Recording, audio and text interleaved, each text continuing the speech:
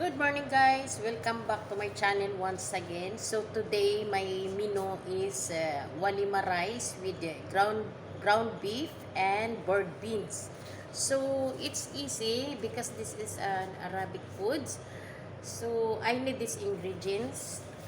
It's already I fried here onions, some onions, not maybe 2 pieces, but it's not small. It's a medium size. 2 onions, a little bit of garlic and ginger.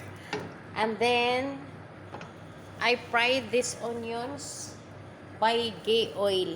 This I put 2 tablespoons or pure butter ghee. So I'm already fried here, so I need this ground beef.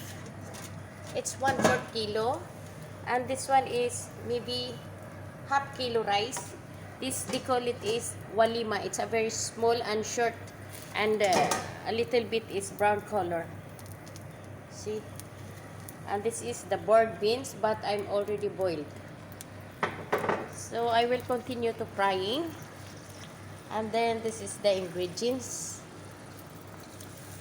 This only salt. Have here salt,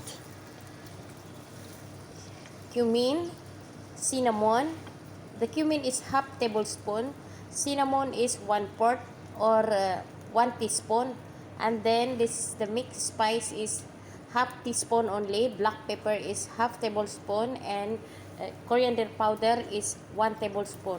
So I will continue to frying the onion because I need that one is very brown but it's not burned.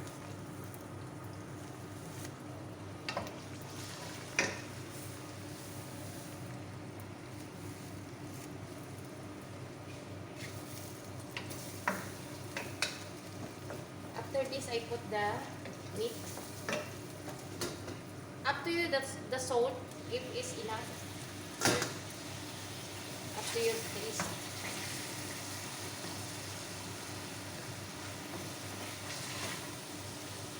And then I put all the spicy.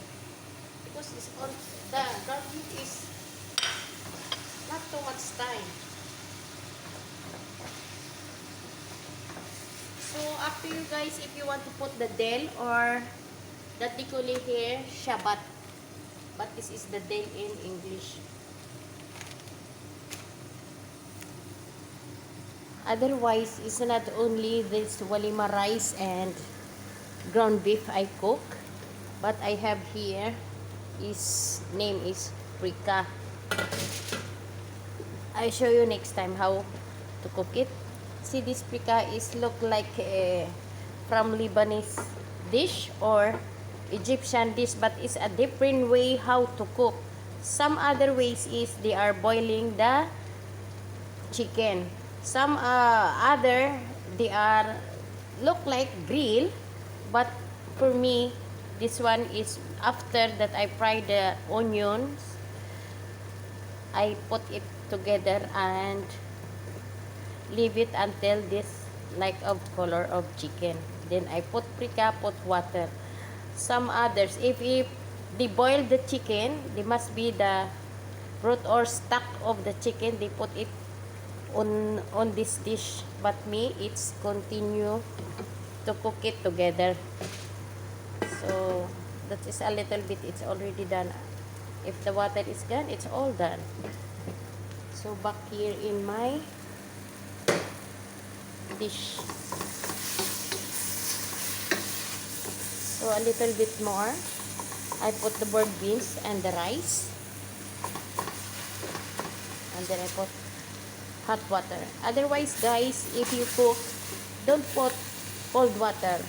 You prepare always hot water for cooking, especially the rice.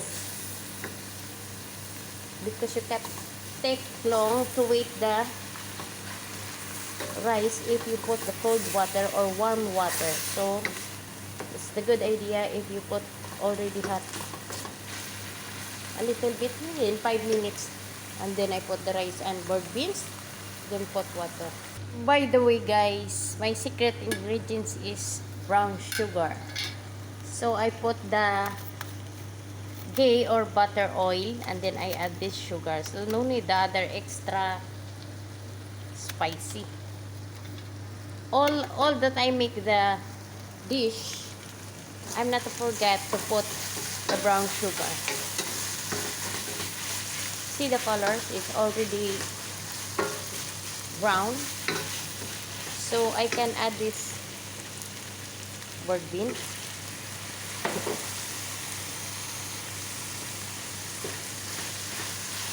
See.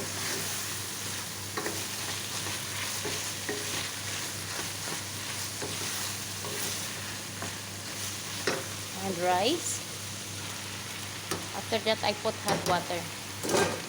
So up to you the taste. You can add more salt as long as you wish.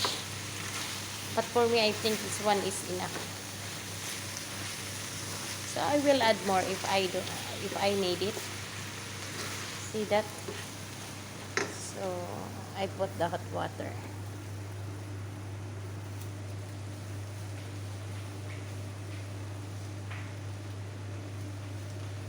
I always prefer the hot water for all this that I cook.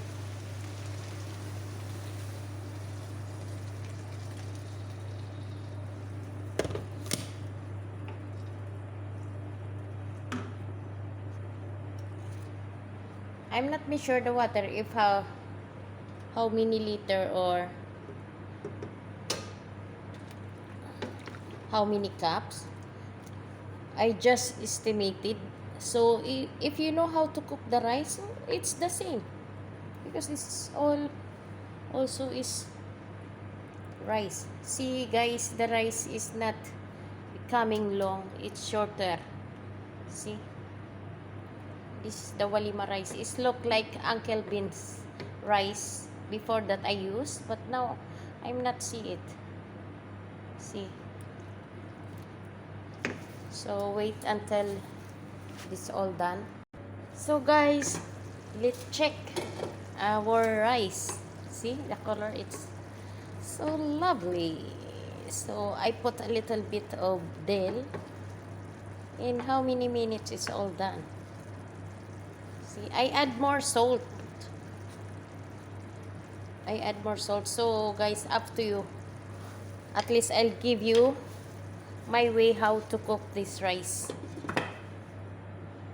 Okay guys, it's all finished.